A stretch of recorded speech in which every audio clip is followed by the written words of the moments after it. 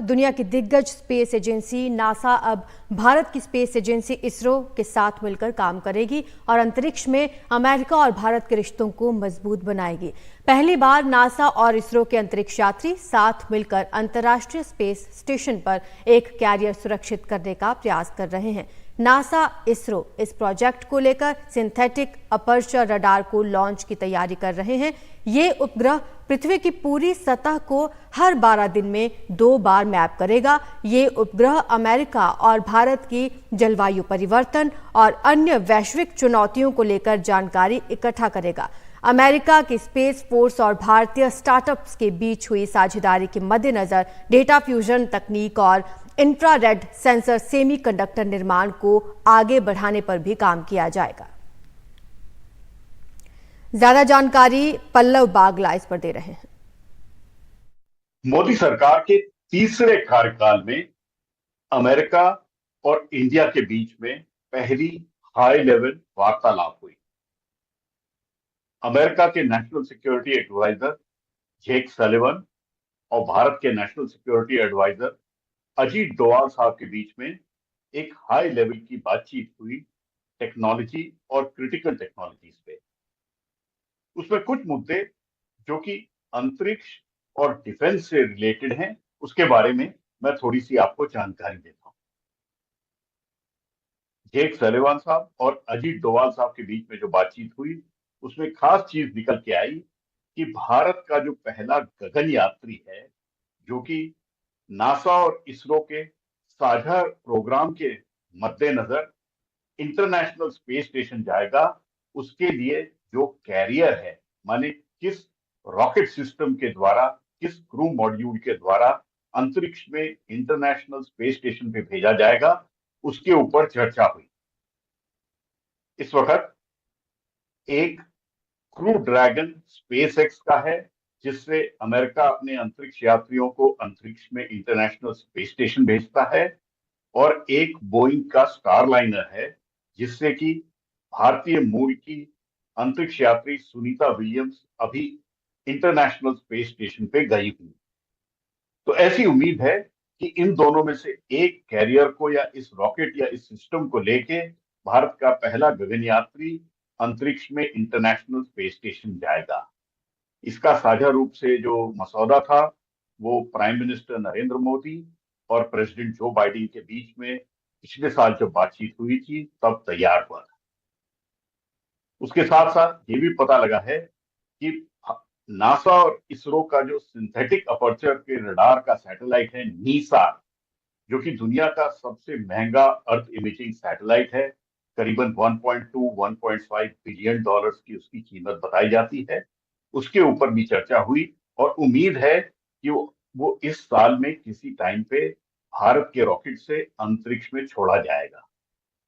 इसके साथ साथ भी भारत ने पहली बारी अमेरिका की यूएस स्पेस फोर्स के साथ काम शुरू किया है और उसको देखना शुरू किया है। भारत भी अपनी तरफ से अपना एक स्पेस फोर्स तैयार कर रहा है, स्पेस कमांड तैयार कर रहा है, जिसको कि इंडियन एयरफोर्स लीड कर रहा है। तो नासा का जो और इस यूएसए का जो स्पेस फोर्स है, उसके संग साझा रूप से इन्होंने तैयारी करी है। उसी के साथ साथ लूनार गेटवे, जो नासा का एक बड़ा प्रोग्राम है, मून और बियॉन्ड, माने चांद और मंगल ग्रह की ओर रुख करने का और किस तरह से इसको एक कमर्शियल यूटिलाइजेशन की तरफ ले जाने का और मनुष्य को चांद और मंगल ग्रह पे वापस ले जाने की तैयारी का लूनर गेटवे का जो प्रोग्राम है, उस पर भी चर्चा हुई। और इसरो उसमें किस तरह से भागीदारी कर सकता है, उसकी भी चर्चा हुई national security adviser Jake Sullivan और अजीत डोवाल, भारत के नेशनल सिक्योरिटी एडवाइजर के बीच में। उसके मद्देनजर एडवांस्ड जेट इंजन पे, जो जनरल इलेक्ट्रिक के जेट इंजन हैं, जिसको कि भारत में निर्माण करने की बात चल रही है, उस पर भी आगे बात बढ़ी है।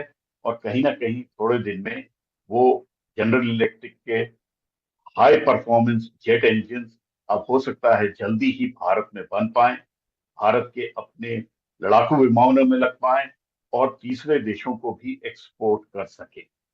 ये एक बड़ा कदम है भारत और अमेरिका के बीच दोस्ती का, क्योंकि इस तरह के जेट इंजन अमेरिका और किसी को निर्यात करने में बहुत सोच समझ के कदम लेता है।